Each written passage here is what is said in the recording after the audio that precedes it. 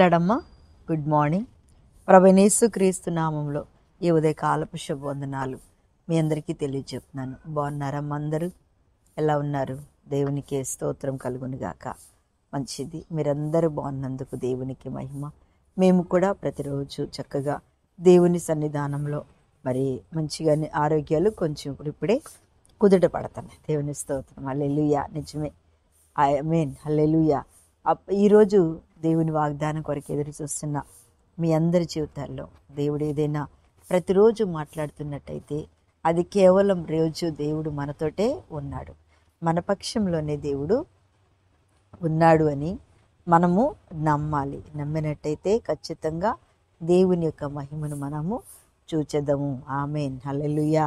ఈరోజు దేవుని యొక్క వాగ్దానం అపోస్తుల కార్యాల గ్రంథము 10వ అధ్యాయము మరి 4వ వచనాన్ని చదువుతున్నాను.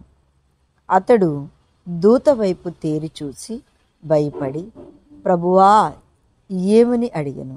అందుకు దూత, నీ ప్రార్థనలను నీ ధర్మకార్యములను దేవుని సన్నిధికి జ్ఞాపకార్థముగా చేరినివి.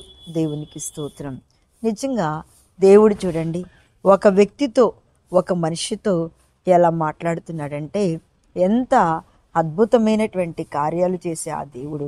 అసలు మనం అనుకుంటాం దేవుడు మనతో మాట్లాడతాడా, దేవుడు మనతో మాట్లాడేంత యోగ్యత ఉందా, మనకి స్థితిగతులు ఉన్నాయా అని మనం అనుకుంటుంటాం. కానీ దేవుని బిడ్డారా, తప్పకుండా ఎవరితో అయినా మాట్లాడతాడు దేవుడు కదా.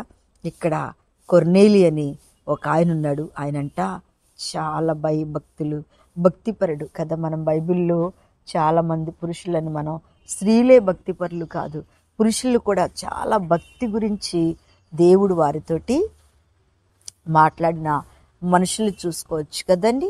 మనం భక్తి గురించి మాట్లాడితే యోబు గురించి మనం వింటున్నాము, అట్లాగే కొర్నేలి గురించి మనం వింటున్నాము, పేతురు మీద ఉన్న అభిషేకం గురించి, ఆయన రక్షించిన ఆత్మల గురించి మనం వింటూ ఉన్నాం కదా. అలాగే ఇక్కడ కూడా దేవుడు చక్కగా మనతోటి మాట్లాడుతున్నాడు. ఏంటంటే ఆయనతోటి మాట్లాడుతున్నాడు, ప్రార్థన చేస్తున్నాడంట. ఎవరు? కొర్నేలి ప్రార్థన చేస్తూ దేవుని సన్నిధిలో ఇంచుమించు 3 గంటలు అవుతుందంట. ఆ 3 గంటల వరకు కూడా భక్తిపరుడైన ఆ యొక్క కొర్నేలి ప్రార్థన చేస్తుండగా దర్శనంలో దేవుడు ఆయన్ని పిలుస్తూ ఉన్నాడంట. కొర్నేలి, కొర్నేలి అని దేవుని యొక్క స్వరం వింటున్నాడు. దేవుని బిడ్డలారా, ప్రార్థనలో ఉన్న ప్రతి ఒక్కరి జీవితంలో ఏదో ఒక రోజున తప్పకుండా మనము దేవుని యొక్క స్వరాన్ని వింటాము. మనము దేవుని యొక్క మాటను ఖచ్చితంగా వింటాము. దేవుని యొక్క ఏంటంట ధైర్యమును ఖచ్చితంగా మనం బలం పొందుకుంటాము. ఆయన ఎంత భక్తిపరుడో చూడండి. చాలామంది పురుషులు భక్తిపరులుగా ఉంటారు, సంఘానికి సహకరిస్తారు, సేవకులకు సహకరిస్తారు, సేవకుల యొక్క విన్నంటే ఉంటారు, సేవకుడితో చెప్తారు నేనున్నాను అంటారు, కష్టాజీతం ఇస్తారు. ఏ పని వచ్చినా ఏదొచ్చినా, ఈరోజు ఒక సంఘస్థులు వచ్చారు నా దగ్గరికి.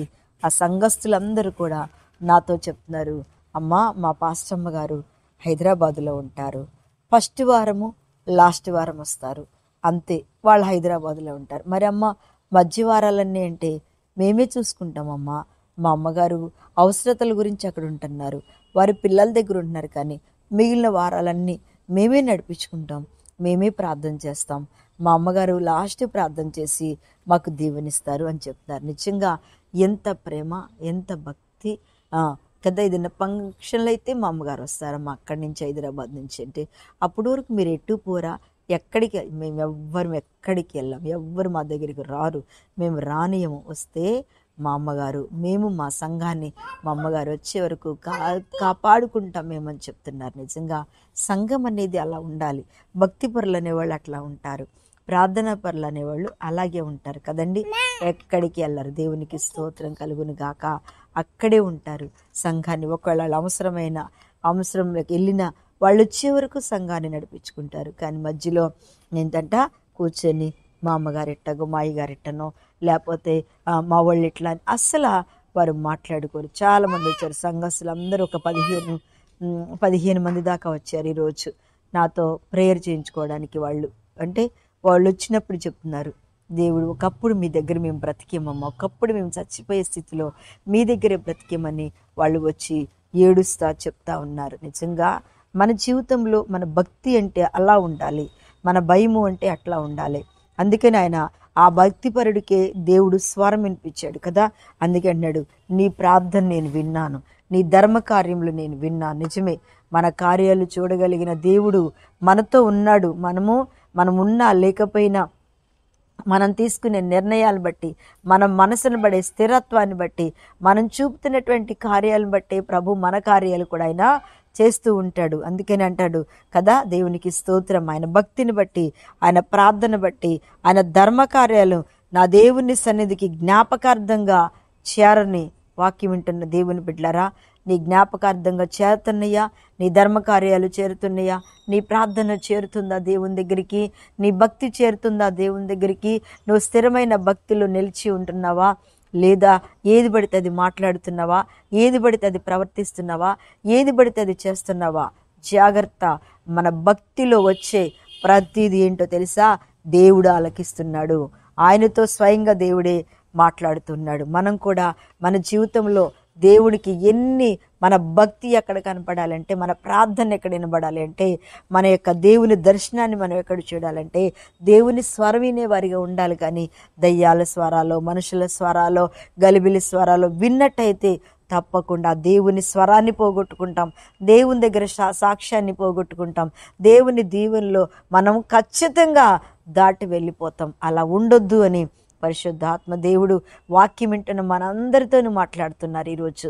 ఏదైనా ఉంటే సరి చేసుకొని, ప్రభు అన్న భక్తిలో ఏదైనా ఉన్నట్టయితే దాన్ని తీసివేయమని మోకరించండి, కళ్ళు మూసుకోండి, ప్రార్థన చేస్తాను. పరిశుద్ధుడా, ఏదైనా వాక్యం వింటున్న ప్రతి ఒక్క బిడ్డలో ఏ లోపమున్నా తీసివేయండి తండ్రి. ఈ రోజంతా వారికి తోడుగా నీడగా ఉండి నాయన ప్రతిదీ వారికి నేర్పిస్తూ నడిపిస్తూ ముందుకు నడిపించమని ఈరోజంతా నా నీ కృపా కాపుదల్లో ఉంచమని యేసు నామమున అడుగుచున్నా తండ్రి.